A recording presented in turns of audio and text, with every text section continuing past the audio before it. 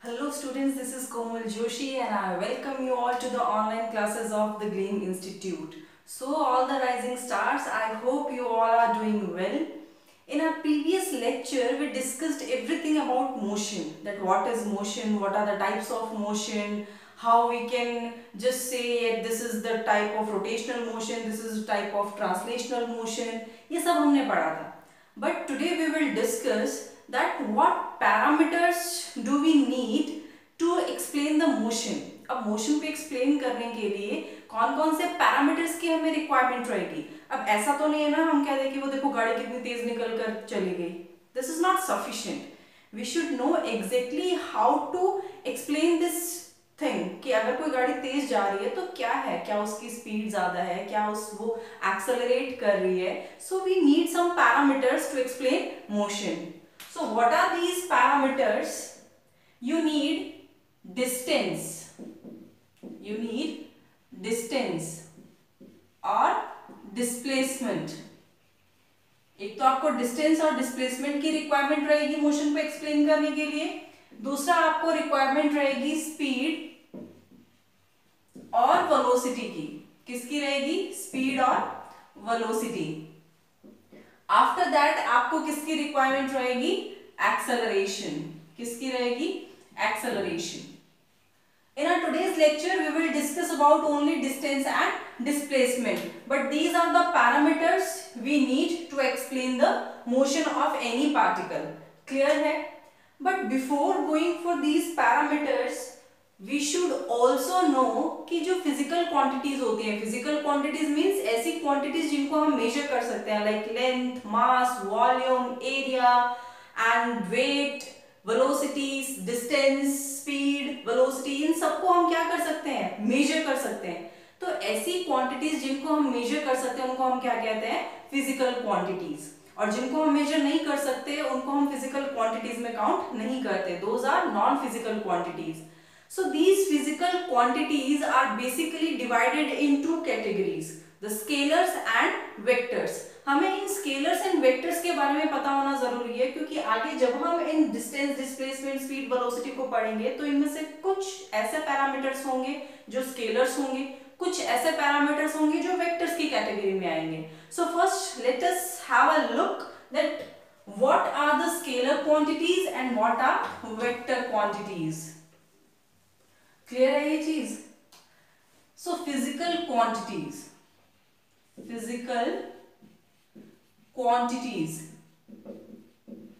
they are basically divided into two categories.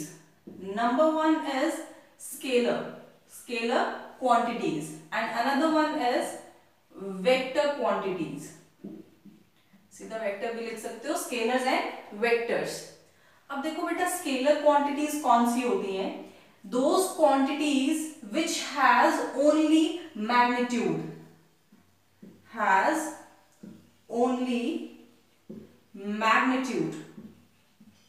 देखो magnitude का मतलब होता है उसकी वैल्यू कितनी है. सपोज अगर मैंने बोला 2 kg शुगर, तो ये जो 2 है ये इसका शुगर का मैग्नीट्यूड है. केजी तो उसकी यूनिट है लेकिन ये 2 क्या है? उसका मैग्नीट्यूड है, उसकी क्वांटिटी है, वैल्यू है उसकी कि कितनी शुगर है, 2 kg. तो ये उसका क्या है? मैग्नीट्यूड है.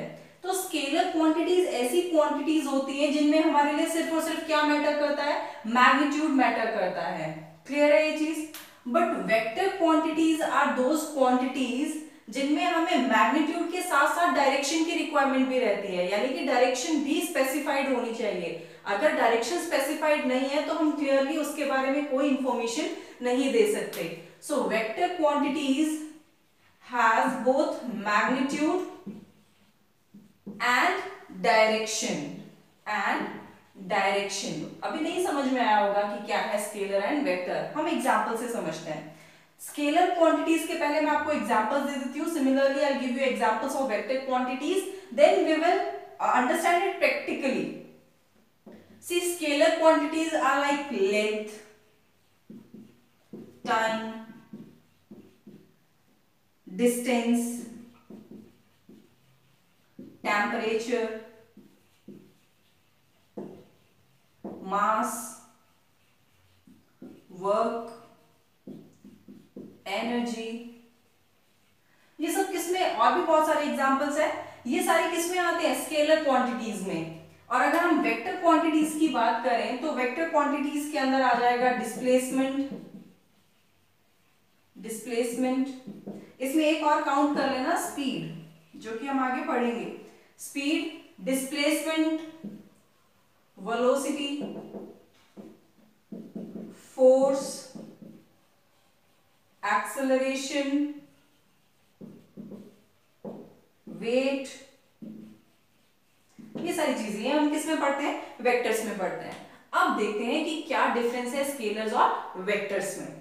सपोज लेंथ है, सपोज अगर ये मैंने कोई 1 मीटर का एक रॉड लिया या कोई वायर लिया 1 मीटर का, तो इस 1 मीटर वायर को आप कहीं भी ले जाओ, wherever you want to, you just take this wire anywhere, the length will remain same 1 meter, there will be no change in the length, 1 meter तो 1 मीटर ही रहेगा। That means इसमें आप डायरेक्शन का कोई फर्क नहीं पड़ रहा, आप इसको ऊपर नीचे दाएं बाएं जहां भी ले जाओ कोई फर्क नहीं पड़ेगा इस पे डायरेक्शन का, या किसी भी तरीके से इसको कहीं भी लेके जाने का। तो ये किस में काउंट हो गई, एक स्केलर क्वांटिटी में काउंट हो गई। क्लियर है। इसी तरीके से टाइम, अगर अभी 5 बज रहे हैं, ठीक है, सपोज अगर 5 बज रहे हैं, अभी नहीं बज रहे हैं, बट अगर सपोज 5 बज रहे हैं तो वो 5 ही है। आप अपने घर से देखो, आप अपने फ्रेंड के घर जाके देखो, या आप कहीं से भी उसको देखो, वो 5 ही बज रहे हैं, उसमें कोई चेंज नहीं आ रहा है। तो वो कैसी क्वांटिटी है, स्केलर क्वांटिटी। अपने घर से देखा तो भी 5 बज रहे हैं, फ्रेंड के घर से देखा तो भी कितने बज रहे हैं, 5 बज रहे हैं, कोई डायरेक्शन का उस पर इफेक्ट नहीं आ रहा है। सिमिलरली टेम्परेचर है, अगर मान लो आज के डे का जो टेम्परेचर है अगर वो 40 डिग्री सेल्सियस है तो वो 40 डिग्री सेल्सियस ही है। आप चाहे उसको कहीं पे भी रह के देख लो, किसी भी डायरेक्शन से देख लो, नॉर्थ ईस्ट वेस्ट साउथ कहीं से भी देख लो, डायरेक्शन में टेम्परेचर क्या है वही रहेगा, चेंज तो आएगा नहीं उसमें। तो कैसी क्वांटिटी होगी, स्केलर क्वांटिटी। मास, अभी हमने 2 kg शुगर का एग्जाम्पल लिया, तो 2 kg शुगर आप ऐसे तो कभी नहीं बोलते ना 2 kg sugar towards east, 2 kg sugar towards north, यानी कि अगर ये 2 kg टूवर्ड्स ईस्ट है तो ये नॉर्थ में लेके जाते ही 1 kg हो जाएगी, ऐसा तो नहीं होता ना, ऐसा कभी चेंज नहीं देखा। 2 kg शुगर को आप किसी भी डायरेक्शन में ले जाओ, नॉर्थ ईस्ट वेस्ट साउथ किसी भी डायरेक्शन में ले जाओ, ये क्या रहेगी, 2 kg शुगर ही रहेगी। That's why this is also, the mass is also a scalar quantity. आ रही है बात समझ। तो ये क्वांटिटीज किस में काउंट होती है, स्केलर क्वांटिटीज में।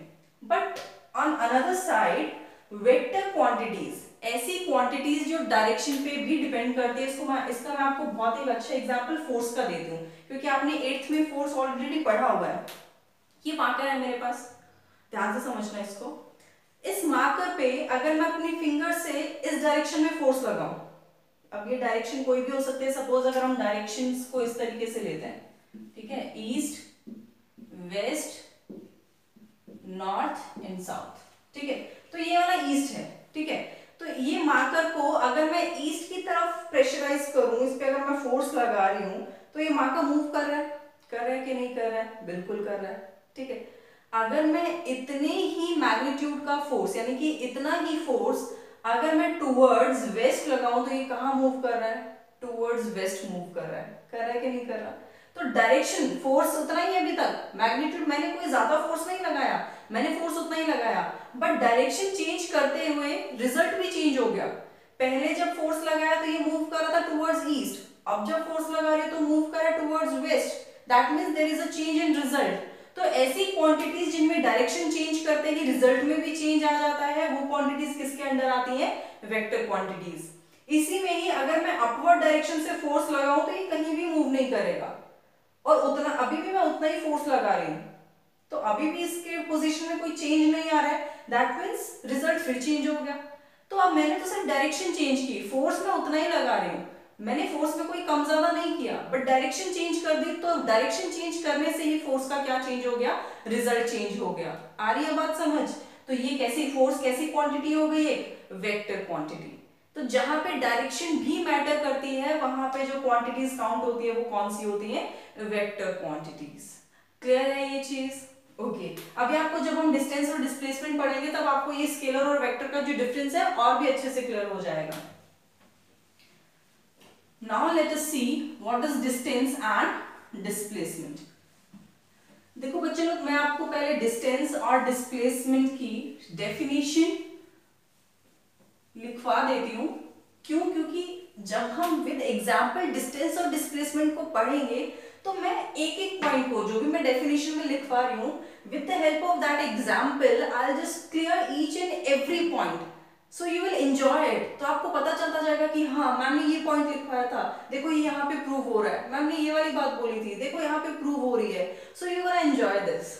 Okay, so let me just give you first of all the definitions of distance and displacement. Number one, if we talk about distance, so distance is, it is the total path length,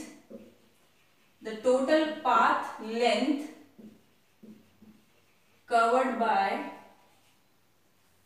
a particle irrespective of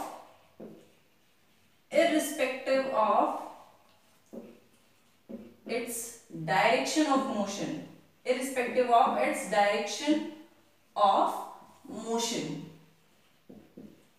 distance के बारे में सिर्फ हमें इतना ही जानने की जरूरत है। अगर हम बात करें डिस्प्लेसमेंट की, if we talk about displacement, it is simply the change in position of the particle. It is just the change in position of the particle, और इसकी एक और डेफिनेशन दे सकते हैं, it is the difference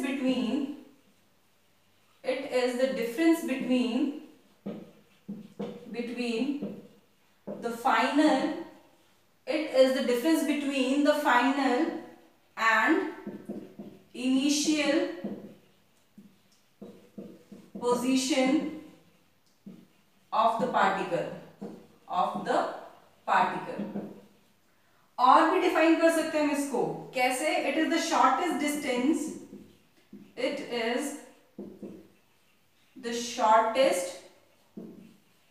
distance between any two positions of a particle। ये आपको तीनों तरीके की डेफिनेशन डिस्प्लेसमेंट के लिए ध्यान में रखनी है। अब फटाफट से बस एक बार नजर मार लो डेफिनेशन पे, समझना नहीं है, सिर्फ पढ़नी है। अभी समझने का टाइम नहीं आएगा, समझेंगे तो हम अब। Okay, so just have a look and we will understand each and every point with the help of example। चलिए आगे फिर से देख लो। Distance, it is the total path length covered by a particle irrespective of its direction of motion। मैंने कहा सिर्फ पढ़ना है, अभी नहीं समझना है, डोंट वरी।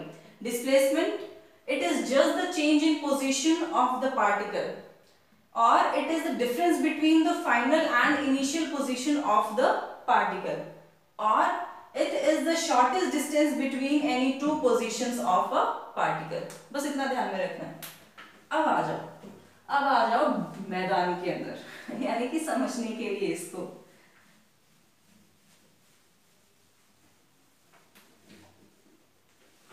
और इसको समझने के लिए हम बहुत ही एक अच्छा सा एग्जाम्पल लेते हैं, ठीक है। मोटू पतलू देखते होंगे आप लोग, मैं तो अभी भी देखती हूँ, आई एम सीरियस, ठीक है। तो मोटू और पतलू का हो गया झगड़ा। जरूरी नहीं है कि बच्चे ही कार्टून देखते हैं, कार्टून से बड़े भी बहुत कुछ सीख सकते हैं, ठीक है। तो मोटू और पतलू की लड़ाई होगी, और मोटू और पतलू ने अपना घर क्या कर लिया, चेंज कर लिया, और एक दूसरे को बताया भी नहीं कि हमारा घर कहाँ है। क्लियर है? तो ये था मोटू का घर, यहाँ मोटू ने अपना घर बनाया, ठीक है, मोटू, और पतलू ने कहीं लिया अपना घर यहाँ। देखना, हम स्टोरी में सारी चीजें सीख जाएंगे। ये घर किसका था? पतलू का।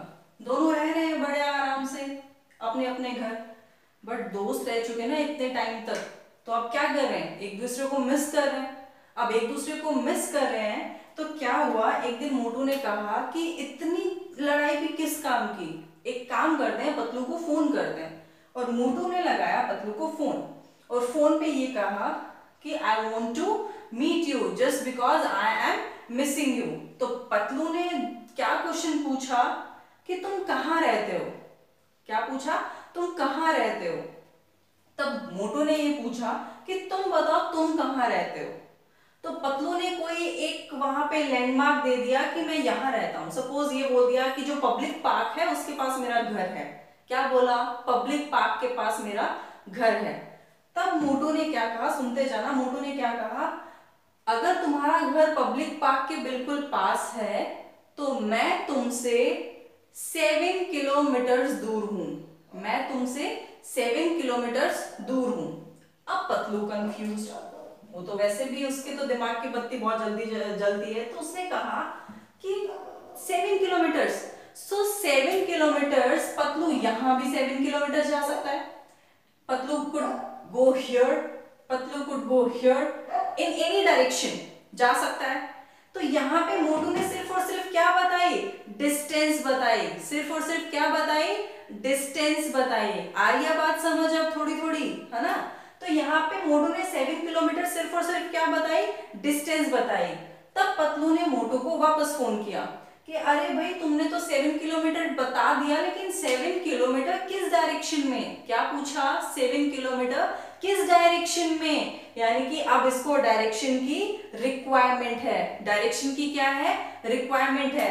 तब मोटू ने क्या कहा कि जहां तुम हो, जहां तुम हो, this is east, west, north and south. तो अगर पतलू यहां पे है तो इसने कहा from your house, from your house 7 kilometer in southwest direction, 7 kilometre in south west direction, यानी कि इसने अपने घर की पोजीशन बता दी। इसने क्या कहा, अपने घर की एग्जैक्ट पोजीशन बता दी कि मैं तुम्हारे घर से 7 किलोमीटर साउथ वेस्ट डायरेक्शन में हूं, मैं तुम्हारे घर से कहा हूं 7 किलोमीटर साउथ वेस्ट डायरेक्शन। तो जब डायरेक्शन साथ में ऐड हो गई, किसी भी ऑब्जेक्ट की पोजीशन और पोजीशन के साथ क्या हो गया, डायरेक्शन ऐड हो गई, तब ये क्या बन गया, डिस्प्लेसमेंट। तब ये क्या बन गया, डिस्प्लेसमेंट। अगर सिर्फ 7 किलोमीटर था तो वो क्या था, डिस्टेंस। अगर सिर्फ 7 किलोमीटर है तो क्या होगा, डिस्टेंस, क्योंकि 7 किलोमीटर कहीं भी जा सकता है ये। लेकिन अगर डायरेक्शन स्पेसिफाई हो गई तो अब ये इसी डायरेक्शन में आएगा चलता हुआ, इसी डायरेक्शन में चलता हुआ, और डायरेक्ट 7 किलोमीटर ट्रेवल करके कहां पहुंच जाएगा, मोटू के घर पहुंच जाएगा। अब कुछ बात क्लियर हो रही है, डिस्टेंस एंड डिस्प्लेसमेंट थोड़ी थोड़ी क्लियर हुई होगी, और भी आगे क्लियर करते हैं। इसी स्टोरी को आगे कंटिन्यू करते हैं कि उसने अब ये भी बता दिया कि भाई north west, sorry south west direction में मेरा 7 किलोमीटर पे घर है। लेकिन ऐसा तो है नहीं ना कि इसके पतलू के घर और मोटू के घर के बीच में कोई एक बिल्कुल स्ट्रेट रोड है। रोड्स ऐसे तो नहीं बनी होंगी, हो सकता है कि कोई एक रोड ऐसे बनी हो, पतलू के घर तक ऐसे जाती हो सकता है एक रोड ऐसे बनी हो, ऐसे जाती हो सकता है एक रोड स्ट्रेट भी हो। आ रही है बात समझ, आ रही है कि नहीं आ रही है, ठीक है।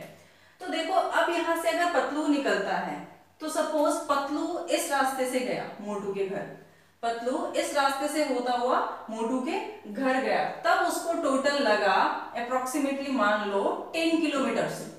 उसको कितना ट्रैवल करना पड़ा, 10 किलोमीटर, पूरा सब पूरा रास्ता यहां से यहां तक मिलाकर मान लो कितना ट्रैवल करना पड़ा, 10 किलोमीटर। ठीक है, जब वो मोटू के घर आया तो उसने ये कहा कि अरे तुम 10 किलोमीटर कैसे ट्रैवल कर कर आए, मेरा तो 7 किलोमीटर है। तो पतलू ने कहा कि मुझे एग्जैक्ट रास्ता नहीं पता था, बात वहां पे खत्म। तब मोटू ने क्या कहा कि चलो ठीक है, अगली बार जब तुम आओ तो मुझसे रास्ता पूछ लेना। अब भाई पतलू खाना पीना सब मोटू के घर करके और वापस अपने घर की तरफ चल दिया। लेकिन उसने कहा कि अब मैं जिस रास्ते से आया था मैं उस रास्ते से वापस नहीं जाऊंगा, मैं किसी दूसरे रास्ते से जाऊंगा। और उसने ये फर्स्ट पाथ और उसने ये सेकंड पाथ लिया। और जब वो सेकंड पाथ से ट्रैवल करता हुआ गया तब उसे अप्रोक्सीमेटली ट्रैवल करना पड़ा 8 किलोमीटर, कितना ट्रैवल करना पड़ा, अप्रोक्सीमेटली सपोज 8 किलोमीटर्स। समझते जाना धीरे धीरे इस पूरी स्टोरी को। कितना ट्रैवल करना पड़ा, 8 किलोमीटर्स। फिर एक दिन मोटू ने कहा कि चलो आज मैं तुम्हारे घर पे आता हूँ। क्या कहा, आज मैं तुम्हारे घर पे आता हूँ। तो मुझे ये बताओ कि अगर पतलू जब मोटू के घर आने की बात करता है तो वो चलता है साउथ वेस्ट डायरेक्शन में। कहाँ चलता है, साउथ वेस्ट डायरेक्शन में चलता है कि नहीं चलता, चलना पड़ेगा ना। लेकिन अगर मोटू पतलू के घर जा रहा है, अगर मोटू पतलू के घर जा रहा है तो वो ऐसे मूव करेगा, इस डायरेक्शन में मूव करेगा। पतलू जब आ रहा था तो वो इस डायरेक्शन में मूव कर रहा था, अगर मोटू जा रहा है तो इस डायरेक्शन में मूव करेगा। तब उसे उतना ही डिस्टेंस, सपोज 7 किलोमीटर इनके घर के बीच का डिस्टेंस है, तो मोटू को वही डिस्टेंस किस डायरेक्शन में ट्रैवल करना पड़ेगा, नॉर्थ ईस्ट डायरेक्शन में। तो हमारा एक और पॉइंट क्लियर हो गया कि डायरेक्शन चेंज होते ही रिजल्ट भी क्या हो जाता है, चेंज हो जाता है। तो जब साउथ वेस्ट डायरेक्शन थी तब पतलू मोटू के घर आ रहा था, और जब मोटू पतलू के घर जा रहे तो डायरेक्शन कौन सी हो गई, नॉर्थ ईस्ट डायरेक्शन हो गई। डिस्टेंस अभी भी सेम है, 7 किलोमीटर ही है। क्लियर हो रहे हैं सारे पॉइंट्स, ओके। तो मोटू को तो पता था, मोटू को तो ये पूरा रास्ता जाना पहचाना था, उसके लिए तो अनजान था नहीं। तो मोटू तो भाई सीधा सीधा निकल गया नॉर्थ ईस्ट डायरेक्शन में, और सीधा जाके 7 किलोमीटर ट्रेवल करके कहां पहुंच गया, पतलू के घर। तो ये हमारा थर्ड पाथ हो गया। अब इन हम तीनों जर्नी को एनालाइज करते हैं। तीनों जर्नी को अगर एनालाइज करें तो इसके अंदर अगर मैं डिस्टेंस और डिस्प्लेसमेंट, मैं दोनों की बात करूंगी, ठीक है। डिस्टेंस एंड डिस्प्लेसमेंट पहले सिर्फ इसकी डिस्टेंस की बात करते हैं। फर्स्ट पाथ पे, जब फर्स्ट पाथ था तो वहां पे पतलू ने टोटल कितना डिस्टेंस ट्रेवल किया, 10 किलोमीटर। जब सेकंड पाथ की बारी आई तो सेकंड पाथ पे कितना ट्रेवल किया, 8 किलोमीटर। और फाइनली जब थर्ड पाथ आया तो थर्ड पाथ पे कितना ट्रेवल किया, थर्ड पाथ में मोटू ने किया ना थर्ड पाथ, तो कितना किया, 7 किलोमीटर। ये तो थी डिस्टेंस, चाहे मोटू ने ट्रेवल की हो चाहे पतलू ने ट्रेवल की हो, ये थी डिस्टेंस जो इन्होंने ट्रेवल की। तो यहाँ पे देखो जितना इन्होंने पाथ ट्रेवल किया वो पूरी पाथ लेंथ काउंट हुई है किसमें, डिस्टेंस में। That's why I said that the distance is the total path length covered by any particle. तो जितना भी ये चले वो सब किसमें काउंट हुई, डिस्टेंस में काउंट हुई है। आ रही है बात समझ। लेकिन अगर हम डिस्प्लेसमेंट की बात करें, डिस्प्लेसमेंट मैंने कहा कि जो डिस्प्लेसमेंट है वो सिर्फ और सिर्फ चेंज इन पोजीशन पे डिपेंड करता है। तो अगर पतलू मोटू के घर आया तो उसकी इनिशियल पोजीशन थी पतलू का खुद का घर, और उसकी फाइनल पोजीशन थी मोटू का घर।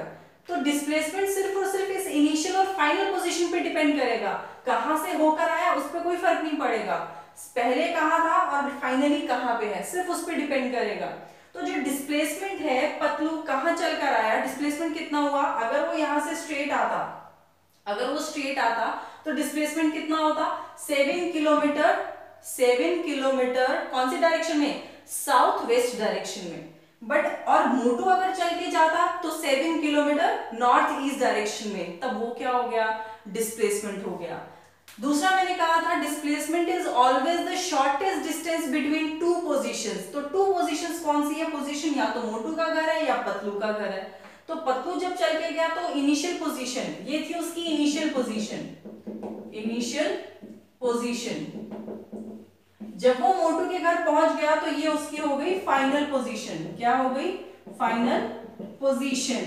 तो दोनों पोजीशन के बीच में जो शॉर्टेस्ट डिस्टेंस है, हमें पता है किन्हीं भी दो पॉइंट्स के बीच में shortest distance is always given by a straight line. तो हम इनके बीच में क्या ड्रॉ करेंगे, एक स्ट्रेट लाइन ड्रॉ करेंगे जो कि हमें क्या देगा, शॉर्टेस्ट डिस्टेंस देगा।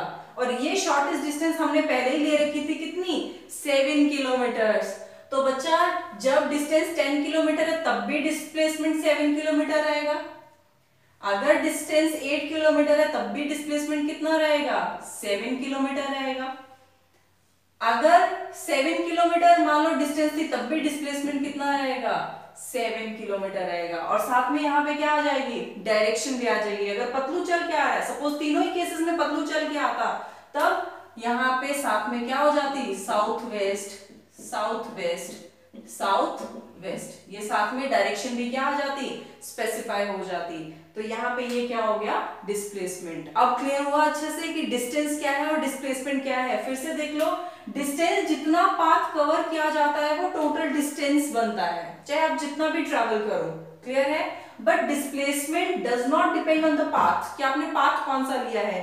Displacement is just the difference between the final and initial position, पहले कहां थे और अब कहां हो, सिर्फ उसके बीच का डिफरेंस। और उसके बीच का डिफरेंस भी हमेशा कौन सा, एक shortest distance given by the straight line. इसका एक बहुत अगर अच्छा सा एग्जांपल दूं, तो अगर आपको सपोज अगर मम्मी ने डांट दिया, ठीक है, और बोला कि यहीं खड़े रहना, हिलना मत, यहां से कहीं मत जाना, ठीक है, तो आपने क्या किया, मम्मी तो किचन में चले गए खाना बनाने, आप घूम घुमा कर थोड़ा रूम में इधर चले गए, थोड़ा टेरेस पे चले गए, मम्मी जब तक खाना बना रहे तब तक घूम घुमा के और वापस वहीं पे आके खड़े हो गए, वापस क्या हुए, वहीं पे आकर खड़े हो गए। तो मम्मी जब वापस आई तो उन्होंने क्या देखा, अरे कितना अच्छा बच्चा है मेरा, कहीं भी नहीं गया, कितनी मेरी बात मानता है, क्योंकि आप वहीं पे खड़े थे। आप डिस्प्लेस नहीं हुए, आपकी पोजीशन डिस्प्लेस नहीं हुई, आपको जहां पहले आप खड़े थे जब मम्मी छोड़ के गई थी, आप वापस आकर वहीं खड़े हो गए। So there is no displacement, but distance is there, क्योंकि आप रूम में भी जाकर आए हो, आप टेरेस पे भी जाकर आए हो, so you have travelled a certain distance. I hope now the concept of distance and displacement is clear. And as I told you, distance में सिर्फ और सिर्फ हम कितना ट्रैवल कर रहे हैं वो डिपेंड कर रहा है, चाहे मोटू यहां से होकर जाए, चाहे पतलू आए, कोई भी आए, सिर्फ और सिर्फ डिस्टेंस मैटर कर रही है, पाथ लेंथ मैटर कर रही है, डायरेक्शन मैटर नहीं कर रही है। तो ये कौन सी क्वांटिटी हो गई, scalar quantity. Distance is a scalar quantity, distance is a scalar quantity. But जो डिस्प्लेसमेंट है, मैंने सबसे पहले एग्जांपल दिया था कि पतलू ने पूछा मोटू से कि घर कहाँ है, तो उसने कहा तुम्हारे घर से 7 किलोमीटर दूर, तो वो सिर्फ डिस्टेंस हुई। बट अगर उसने ये बताया कि 7 kilometre toward south west, 7 kilometre toward south west और 7 किलोमीटर इन साउथ वेस्ट, तब वो डिस्प्लेसमेंट हो गया। आ रही है बात समझ। तो डिस्प्लेसमेंट के साथ डायरेक्शन स्पेसिफाइड होती है, that's why displacement is a vector quantity, displacement is a vector quantity. अब सारे पॉइंट्स क्लियर हुए, that distance is the total path covered by the particle और the length of the total path. Displacement is a change in position, it is the shortest distance between two positions, or it is the difference between the final and initial position. Clear है। अब देख लेते हैं कि distance और displacement की units क्या होती हैं, हम मैथमेटिकली डिस्प्लेसमेंट को कैसे रिप्रेजेंट करते हैं। Let us have a look.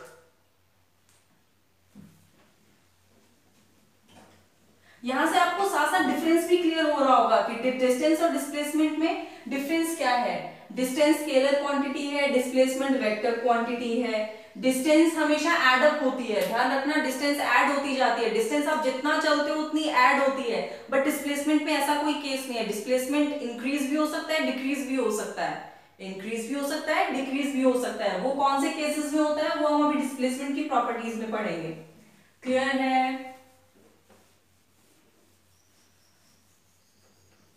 Okay, so SI unit of distance, देखो SI यूनिट होती है बेटा, स्टैंडर्ड सिस्टम ऑफ यूनिट होता है। क्यों रखना पड़ा ये स्टैंडर्ड सिस्टम ऑफ यूनिट, क्योंकि देखो डिफरेंट डिफरेंट कंट्रीज का मेजरमेंट का सिस्टम डिफरेंट डिफरेंट होता है। हम यहाँ पे जो वेट मेजर करते हैं हम केजी में, ग्राम्स में ऐसे मेजर करते हैं। बट जो अदर कंट्रीज हैं, जैसे मान लो अगर यूएस से है तो वो वेट को किस में मेजर करता है, वो पॉन्ड में मेजर करता है। तो वहां पे डिफरेंस आ गया, आया कि नहीं आया, डिफरेंस आया ना। अगर वो पाउंड में मेजर कर रहा है, हम यहाँ पे किस में मेजर कर रहे हैं, केजी में मेजर कर रहे हैं। तो सारी कंट्रीज ने मिलकर डिसाइड किया कि एक ऐसा स्टैंडर्ड सिस्टम बनाया जाए कि उसमें जो हमने यूनिट्स के लिए स्पेसिफिकेशन दे दिया कि मान लो मास है वो केजी में मेजर होगा या लेंथ है वो मीटर में मेजर होगी, तो सारी कंट्रीज में ही एक्सेप्टेबल होगा। That is standard system of units. Clear है ये चीज। तो जो स्टैंडर्ड यूनिट है डिस्टेंस की या जो एसआई यूनिट है वो क्या होती है, metre, that is metre. Displacement की भी यही होती है। Although there is a difference between distance and displacement, but है तो दोनों लेंथ ही, दोनों में मेजर तो लेंथ ही होती है। तो इसकी जो एसआई यूनिट है वो भी क्या होती है, मीटर। दोनों की एसआई यूनिट क्या है, मीटर है। बट फिर भी इनके बीच में काफी सारे डिफरेंस हैं, जिनमें से एक डिफरेंस तो मैंने आपको ये बता दिया कि जो डिस्टेंस है वो तो टोटल पाथ लेंथ होता है, बट जो डिस्प्लेसमेंट है it is the shortest distance between two position. दूसरा डिफरेंस मैंने आपको बताया, distance is a scalar quantity but displacement is a vector quantity. आ रही है बात समझ। थर्ड जो इनके बीच में डिफरेंस होता है वो भी देख लो, distance can never be negative. Distance can never be negative. Distance can never be negative, but displacement can be negative. Can be negative. कब होता है ये नेगेटिव, वो भी हम एक एग्जाम्पल की हेल्प से ही समझेंगे।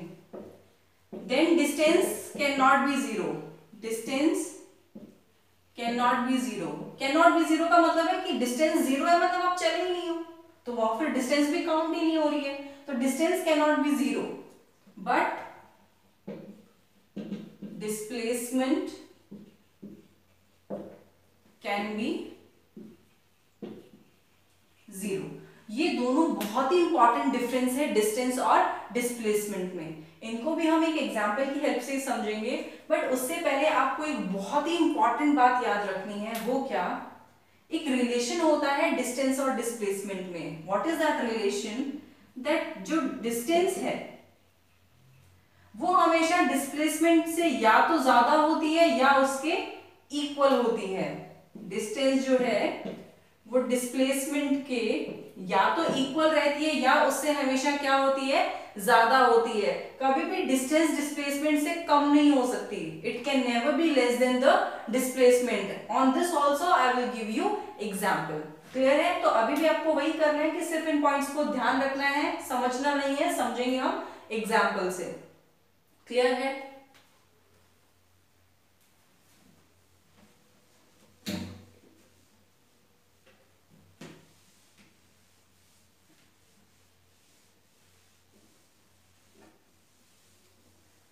How we can represent displacement? How we can represent displacement? तो देखो बेटा, मैंने आपको कहा था कि जो डिस्प्लेसमेंट है वो दो पोजीशंस के बीच का डिफरेंस होता है। सपोज अगर किसी ऑब्जेक्ट की ये इनिशियल पोजीशन है पॉइंट ए पे और उसकी फाइनल पोजीशन है किसी पॉइंट बी पे। The initial position is at point A and the final position is at point B. तो हम क्या बोलेंगे, सपोज ये है इसकी फाइनल पोजीशन एक्स एफ और ये है इनिशियल पोजीशन एक्स आई। तो हम डिस्प्लेसमेंट को कैसे लिखेंगे, final position minus initial position. इस पे भी एक छोटा सा एग्जांपल मैं आपको दे देती हूँ। सपोज ए से बी का जो डिस्टेंस है वो 100 मीटर्स है। कितना है, 100 मीटर्स। अब अगर कोई भी पर्सन ए से बी तक जाता है, सपोज अगर वो ए से बी जा रहा है, तो वो डिफरेंट डिफरेंट पाथ ले सकता है। वो ऐसे भी जा सकता है, वो ऐसे भी जा सकता है, कैसे भी जा सकता है। अगर वो इस तरीके से जाता है तो मान लेते हैं उसको ट्रेवल करना पड़ता है 150 मीटर। कितना ट्रेवल करना पड़ता है, 150 मीटर। अगर वो और भी डिफरेंट डिफरेंट पाथ ऐसे कर्व घूम घुमा के जा रहा है तो उसका हो सकता है कि डिस्टेंस कितना 200 मीटर भी हो सकता है। और अगर वो स्ट्रेट जा रहा है तो उसका डिस्टेंस कितना होगा, 100 मीटर। अगर वो स्ट्रेट जा रहा है तो डिस्टेंस कितना होगा, 100 मीटर। तीनों केसेस में डिस्टेंस है उसमें डिफरेंस आ गया, डिस्टेंस अलग अलग हो गया। यहाँ पे 150 मीटर, यहाँ पे 100 मीटर, यहाँ पे 200 मीटर। बट अगर बात करें डिस्प्लेसमेंट की कि डिस्प्लेसमेंट क्या होगा, तो डिस्प्लेसमेंट सिर्फ और सिर्फ इस इनिशियल और फाइनल पोजीशन के बीच का डिफरेंस होगा which is given by the straight line और द शॉर्टेस्ट डिस्टेंस। तो इन दोनों पॉइंट्स के बीच का जो शॉर्टेस्ट डिस्टेंस होगा वो क्या होगा, 100 मीटर्स। तो अगर वो ऐसे घूम के जा रहा है तो हमें नहीं फर्क पड़ता कि वो किस पाथ से गया है, कितना घूम के गया है। हमें तो सिर्फ इस बात से फर्क पड़ता है कि वो पहले ए पे था, अब कहाँ पे है, बी पे है। तो डिस्प्लेसमेंट कितना होगा, 100 मीटर। यहां से जाएगा तो दिख ही रहा है कितना होगा डिस्प्लेसमेंट, 100 मीटर। यहां से भी जा रहा है तो कितना हो जाएगा, 100 मीटर। तो यहां से हमने जो एक लाइन बोली थी कि जो डिस्प्लेसमेंट है वो या तो डिस्टेंस से कम होता है या डिस्टेंस के बराबर होता है, डिस्टेंस से ज्यादा नहीं हो सकता। तो देखो तीनों ही केसेस में जो डिस्प्लेसमेंट है वो कहीं भी 100 से ज्यादा नहीं हो रहा, 100 से ज्यादा नहीं हो रहा, यानी कि डिस्टेंस से ज्यादा नहीं हो रहा। यहाँ 150 मीटर डिस्टेंस है, यहाँ 100 मीटर डिस्प्लेसमेंट है, कम है अभी भी डिस्टेंस है। इस केस में डिस्टेंस भी 100 है, डिस्प्लेसमेंट भी 100 है, दोनों इक्वल है। इस केस में डिस्टेंस 200 है और डिस्प्लेसमेंट अभी भी कितना है 100 मीटर, तो अभी भी डिस्प्लेसमेंट डिस्टेंस से क्या है कम है, तो या तो उसके इक्वल हो सकता है या उससे कम हो सकता है, उसको कभी भी एक्सीड नहीं कर सकता, उससे ज्यादा नहीं हो सकता। आ रही है बातें समझ? Very good. So this is how you can represent the displacement.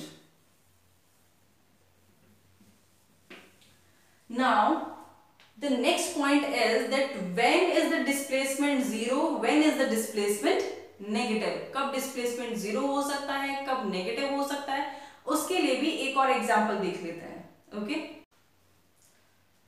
So let us C one more example. देखो जब भी आपको बेटा डिस्प्लेसमेंट से रिलेटेड कहीं भी कोई प्रॉब्लम आए तो आप जो नंबर लाइंस आपने मैथ्स में की होंगी तो हम उस नंबर लाइन की हेल्प से इजीली इस कॉन्सेप्ट को क्लियर कर सकते हैं। So I will take similar example. Suppose ये रोड है, ठीक है, और रोड पे यहाँ एक साइन बोर्ड लगा हुआ है, ठीक है।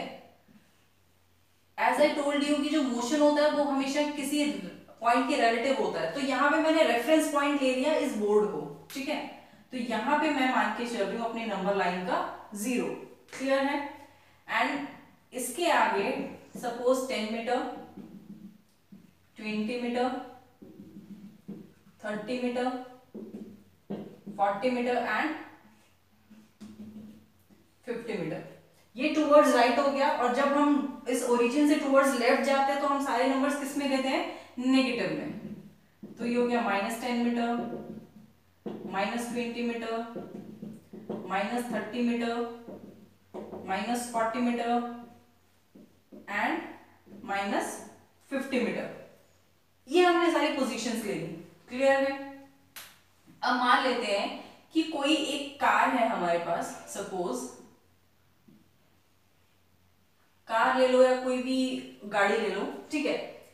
ये किसी एक सर्टेन टाइम पे t=0 पे, अब t=0 टाइम का मतलब है ऐसा नहीं कि टाइम 0 है, टाइम 0 का मतलब है जब हमने इसके मोशन को ऑब्जर्व करना स्टार्ट किया, जब हमने देखा इस कार को या गाड़ी को, तब ये कहाँ थी, इस जो रिलेटिव पॉइंट है हमारा, फिक्स पॉइंट है, यहां से 10 मीटर के डिस्टेंस पे, कहां थी 10 मीटर के डिस्टेंस पे।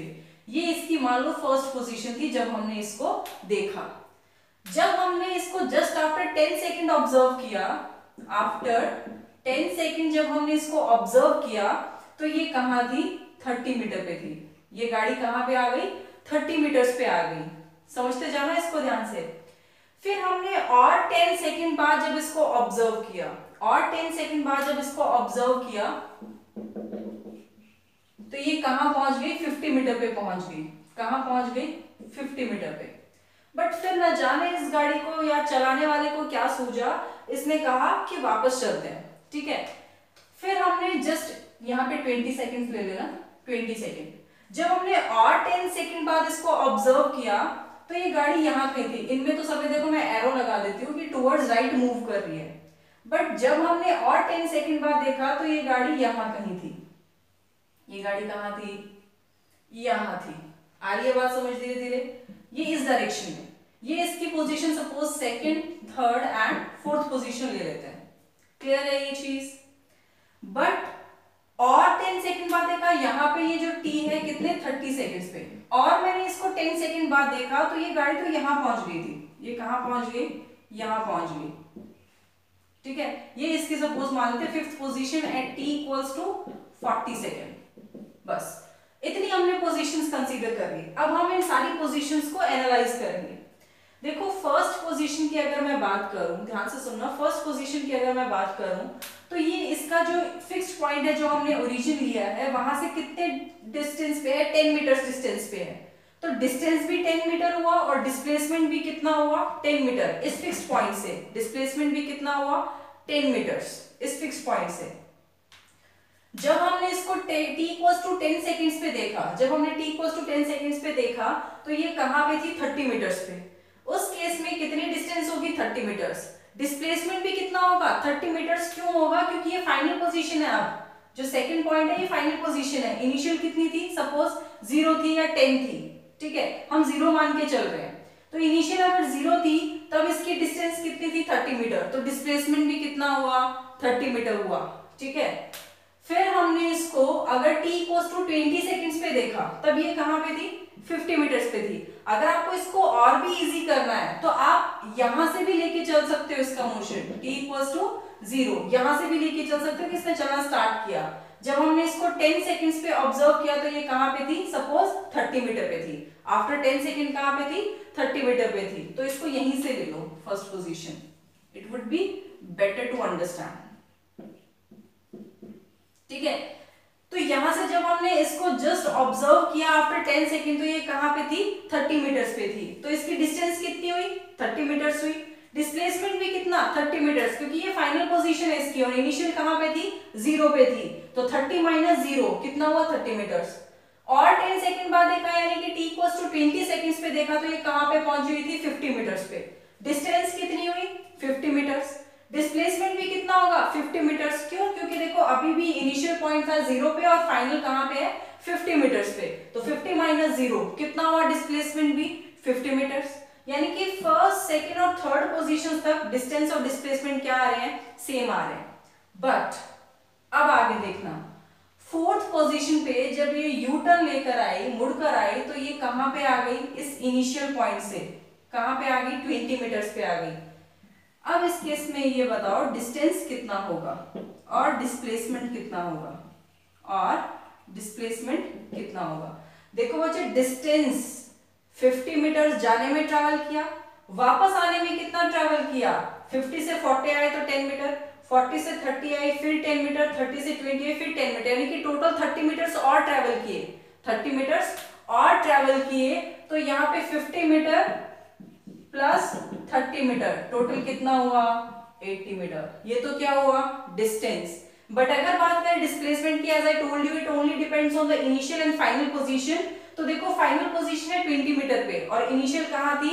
0 पे। तो 20 मीटर माइनस 0 मीटर कितना हुआ? 20 मीटर। कितना बड़ा डिफरेंस आ गया। Displacement is 20 metre but distance is 80 metre. आ रही है बात समझ? अगर ये चलते चलते इसी तरीके से पीछे चलते चलते यहाँ पे पहुंच जाती गाड़ी, 0 पे पहुंच जाती जहां से हमने रेफरेंस पॉइंट लिया था, यहां अगर पहुंच जाती तब डिस्टेंस कितनी होती? 50 मीटर जाने का, 50 मीटर वापस आने का, टोटल कितनी होती? 100 मीटर। अगर इस पोजीशन की बात करें तो यहाँ पे कितनी हो जाती डिस्टेंस? 100 मीटर। बट अब डिस्प्लेसमेंट कितना होता? डिस्प्लेसमेंट कितना होता? डिस्प्लेसमेंट तो initial position minus final position, तो इसकी तो इनिशियल भी 0 पे है, फाइनल भी 0 पे, यानी कि जो इनिशियल पोजीशन थी वही फाइनल पोजीशन है। तो डिस्प्लेसमेंट क्या हुआ? No displacement. Displacement will be 0। Displacement will be 0। इसको अगर मैं फिफ्थ पोजीशन मानूं और इसको सिक्स्थ मानूं तो at fifth position distance is 100 metre but displacement is 0। तो यहां से हमें क्या पता चल गया? डिस्प्लेसमेंट कब 0 होगा? When the origin and destination, यानी कि जहां से चले और जहां पे पहुंचे, जब ये दोनों पोजीशन किसी पार्टिकल के लिए सेम हो जाए तो उस केस में उसका डिस्प्लेसमेंट क्या होता है?